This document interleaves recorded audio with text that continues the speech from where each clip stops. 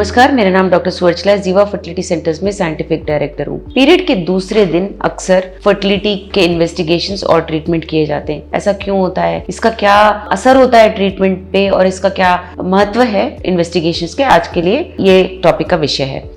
इसके बारे में जानने के लिए आपके नेचुरल फिजियोलॉजी को समझना पड़ेगा। जब पीरियड शुरू होता है तो एंडोमेट्रियल लाइनिंग, गर्भ का जो लाइनिंग होता है वो बाहर आना ब्लीडिंग की तरह शुरू होता है, पर इसी दौरान ब्रेन से हाइपोथैलेमस या पिट्यूटरी नामक छोटे भाग से फॉलिकल स्टिमुलेटिंग हार्मोन रिलीज होता है।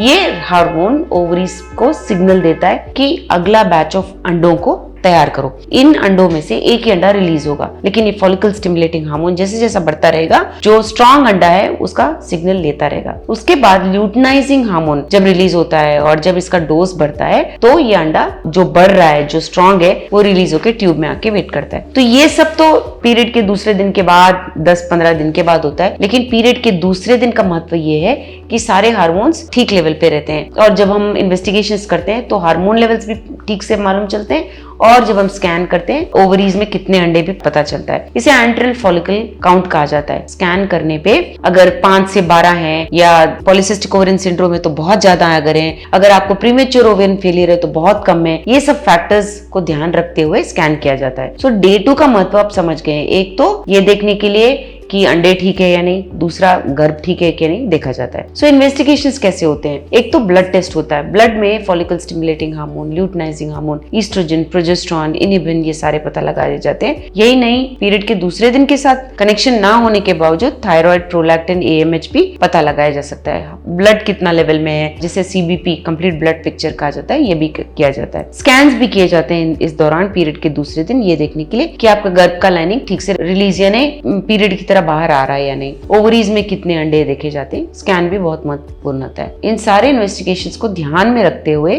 ट्रीटमेंट दिया जाता है। ट्रीटमेंट भी अक्सर दूसरे या तीसरे दिन से शुरू किया जाता है, लेकिन ओवुलेशन इंडक्शन और टाइम्ड इंटरकोर्स में आप 5वें-6ठे दिन से भी शुरू कर सकते हैं, तो वो विंडो अच्छा होता है। इस ट्रीटमेंट के दौरान टैबलेट्स दिए जाते हैं जहां पे ओवरीज में अंडों को बड़े किए जाते हैं और जो अंडा बड़ा हो जाता है उसे रिलीज किया जाता है और आपको और आपके पार्टनर को अनप्रोटेक्टेड इंटरकोर्स में भाग लेने के लिए कहा जाता है। अगला ट्रीटमेंट है intrauterine insemination with ovulation induction. ये अक्सर पीरियड के दूसरे दिन या 4-5वें दिन तक ही शुरू किया जाता है, उसके बाद में नहीं होता इसका असर। टैबलेट दिए जाते हैं, अंडों को रिलीज किया जाता है और आपके पार्टनर के स्पर्म को, हस्बैंड के स्पर्म को प्यूरिफाई करके गर्भ में डाला जाता है। इससे आपके सक्सेस रेट बढ़ जाते हैं। लेकिन जब IVF की बात होती है तो ट्रीटमेंट हमेशा डे 2 या डे 3 को ही शुरू करना चाहिए, क्योंकि तब हार्मोन लेवल्स कम होते हैं। जब हम इंजेक्शंस देते हैं जो आवश्यक होते हैं IVF के लिए, तो उनका असर सबसे बेस्ट डे 2 या डे 3 रहता है, जिससे रिजल्ट्स अच्छे आते हैं।